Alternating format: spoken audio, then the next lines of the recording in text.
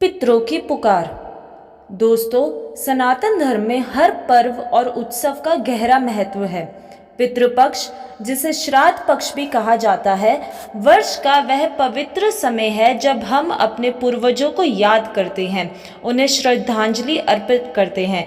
माना जाता है कि इस पखवाड़े में हमारे पितरों की आत्माएं पृथ्वी पर आती हैं और अपने वंशजों से तर्पण, जलदान और श्रद्धा की प्राप्ति करवाती हैं। यह केवल एक परंपरा नहीं बल्कि कर्जजृत का पर्व है। जिस प्रकार पेड़ अपनी जड़ों के बिना जीवित नहीं रह सकता, उसी प्रकार हम भी अपने पूर्वजों के आशीर्वाद के बिना पूर्ण नहीं हो सकते। पितृपक्ष हमें यह स्मरण कराता है कि हम यहाँ से आए हैं और किनका ऋण हमारे ऊपर है। यह भी कहा जाता है कि पितृदेवो भव, यानी कि अर्थात माता पिता और पितरों का सम्मान करना, उनका ऋण चुकाना, इसी में सबसे बड़ा धर्म है। इसी पर्व भूमि में आज मैं आपको एक सच्ची और इस धरती से जुड़ी हुई भावनात्मक और प्रेरणादायक कहानी सुनाने जा रही हूँ, जिसका शीर्षक है पितरों की पुकार। नमस्कार प्रिय दर्शकों, आप सभी का स्वागत है हमारे YouTube चैनल धार्मिक स्टोरीज बाय एसपी में, जिनमें हम न केवल आपके लिए कुछ धार्मिक कथाएं बल्कि ऐसी कहानियां भी लाते हैं जिन्हें सुन के न केवल आपके मन को बल्कि आपकी आत्मा को भी संतुष्टि प्रदान होती है। देखिए, आज की ये कहानी हमारे पितरों को अर्पित की जा रही है और मैं आप सभी से आवेदन करती हूँ कि अगर आप लोगों ने इस चैनल को सब्सक्राइब नहीं किया तो चैनल सब्सक्राइब कर लीजिए, बेल आइकन हिट कर लीजिए, ताकि जब भी हमारी नेक्स्ट स्टोरी और वीडियो आए आप सबसे पहले उन्हें सुन के अपने मन और आत्मा को संतुष्टि प्रदान करें। तो चलिए, आज की ऐसी ही एक और भावनात्मक और रियलिस्टिक कहानी से हम अपनी वीडियो की शुरुआत करते हैं, जिसका शीर्षक है पितरों की पुकार। उत्तर भारत के एक छोटे से गांव में एक बुजुर्ग महिला रहती थी, सुधा देवी। उनके पति का देहांत 10 साल पहले हो चुका था। सुधा देवी के 3 बेटे थे, रवि, संजय और मनोज।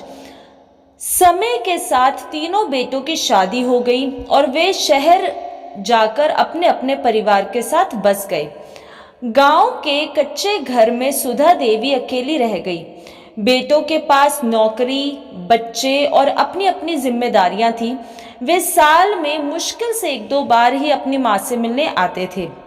साल का वही समय आया जब पूरे गांव में पितृपक्ष की तैयारियां होने लगी। लोग अपने अपने पितरों का श्राद्ध कर रहे थे, गंगा से जल अर्पित कर रहे थे, ब्राह्मणों को भोजन करा रहे थे। हर आंगन में पकवानों की खुशबुएं आ रही थी, लेकिन सुधा देवी का आंगन खाली था। उसके पास कोई नहीं था जो उसके पति को श्राद्ध करे। सुधा देवी अकेले बैठे आंसू बहा रही थी और बोली, हे नाथ, आज अगर हमारे बेटे होते तो आपका श्राद्ध बड़े धूमधाम से करते, लेकिन मैं तो असहाय हूँ, न धन है और न ही सहारा। तभी गांव का एक अनाथ लड़का गुड्डू आया। उसकी उम्र करीब 12 साल की थी। वह सुधा देवी के पास आया और यहाँ अक्सर काम कर देखता था और बदले में सुधा उसको रोटी भी खिला देती थी। गुड्डू ने पूछा, दादी, आप रो क्यों रही हैं? सुधा देवी ने आंसुओं भरी आंखों से कहा, बेटा, आज पितृपक्ष है। तेरे दादा का श्राद्ध करने वाला कोई नहीं है। जो संतान अपने माता पिता का श्राद्ध नहीं करती, वह पितृ ऋण में उसे मुक्ति नहीं मिलती। गुड्डू ने मासूमियत से कहा, दादी, अगर आपके बेटे नहीं आए तो क्या हुआ? मैं भी तो आपका बेटा हूँ और मैं भी तो आपका बेटा बनके श्राद्ध कर सकता हूँ। बताइए, क्या मैं नहीं कर सकता? सुधा देवी चौंक गई।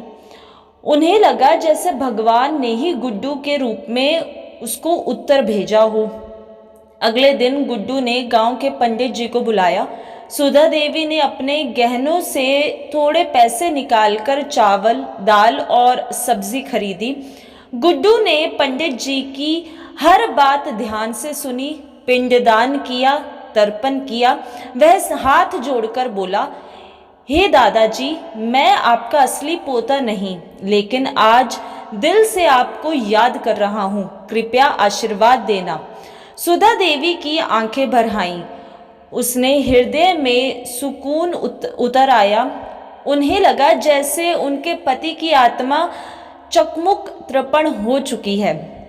श्रद्धांजलि के बाद श्राद्ध के 2 दिन बाद शहर से उनके तीनों बेटे गांव आए। सुधा देवी ने उनसे पूछा, तुम्हें याद नहीं आजकल कौन सा समय चल रहा है? बड़े बेटे रवि ने हड़बड़ाकर कहा, माँ, हम ऑफिस में इतने बिजी थे कि याद नहीं रहा।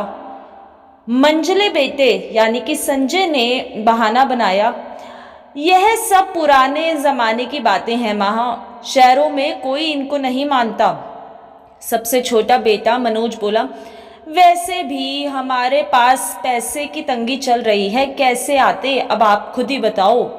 सुधा देवी का दिल टूट गया और वह बोली, तुम्हारे पास होटल में खाना खाने के पैसे हैं, लेकिन अपने पितरों को याद करने के लिए 1 भी रुपया नहीं है। फिर उन्होंने गुड्डू को बुलाकर कहा, देखो बेटा, यह है मेरा असली पुत्र, जिसने बिना किसी स्वार्थ के अपने दादा का श्राद्ध किया। तीनों बेटे शर्म से उन्होंने अपना सिर झुका लिया।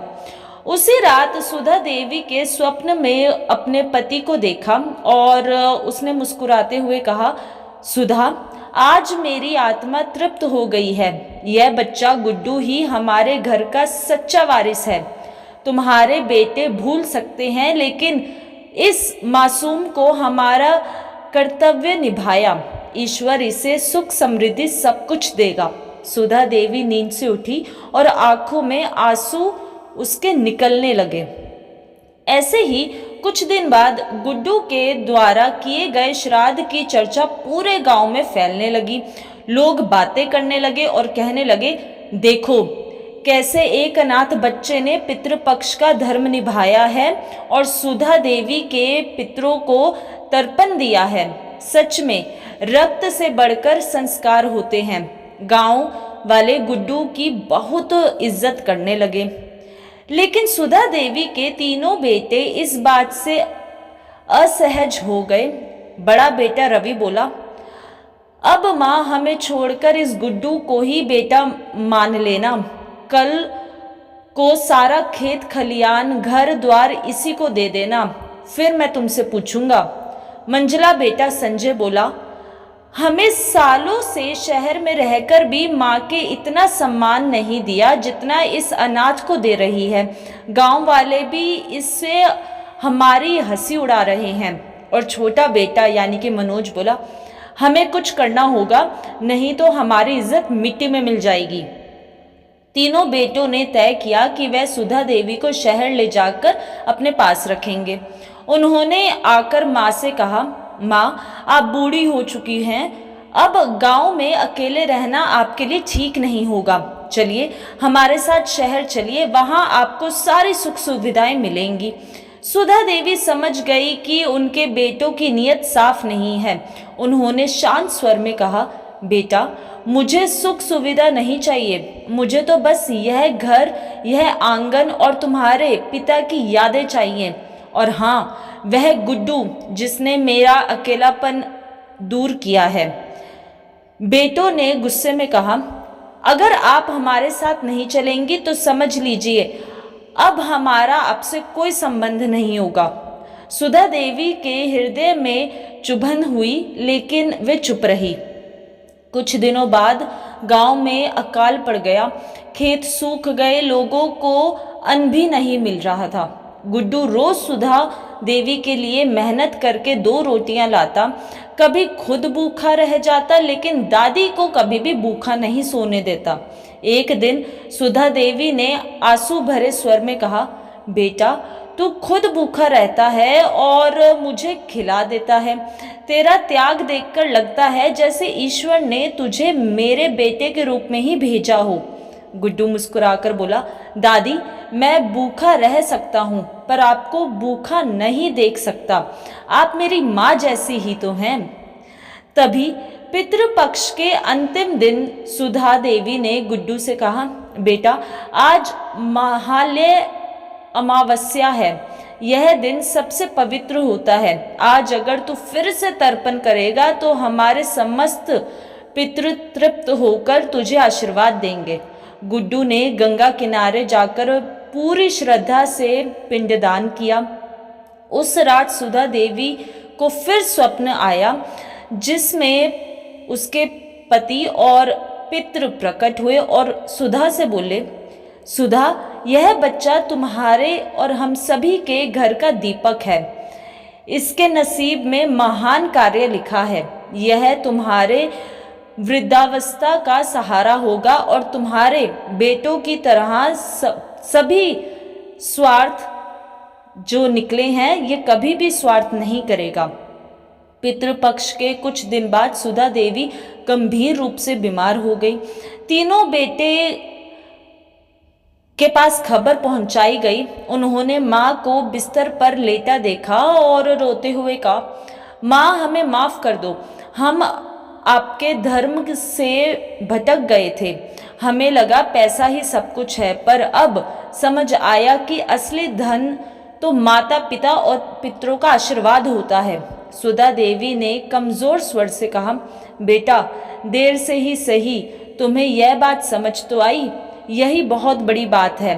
पर याद रखना, पितरों का श्राद्ध करना कभी मत भूलना। जिसने अपने पूर्व जन्म का मान रखा उनकी संतानें भी उनका मान रखती हैं। इतना कहकर सुधा देवी ने अंतिम सांस ली। जब उनका अंतिम संस्कार हो रहा था, तीनों बेटे खड़े होकर रो रहे थे, लेकिन अग्नि को मुखाग्नि गुड्डू ने ही दी। गांव वालों ने कहा, यह सही है, मुखाग्नि वही देता है जो सच्चे मन से पुत्र धर्म निभाता है। भूख से रिश्ता होना और जो इंसान खून के रिश्ते जोड़ता है वो ज़रूरी नहीं है, दिल का रिश्ता होना बहुत ही ज़्यादा ज़रूरी है। नैतिक शिक्षा यानी कि मोरल ऑफ द स्टोरी, सच्चा पुत्र वही है जो निस्वार्थ भाव से अपने माता पिता और पितरों का सम्मान करे। केवल जन्म लेने से संबंध नहीं बनते, संबंध निभाने से बनते हैं।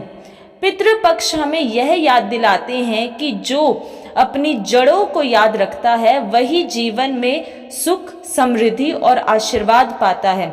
इसी बात पे बोलिए हर हर महादेव।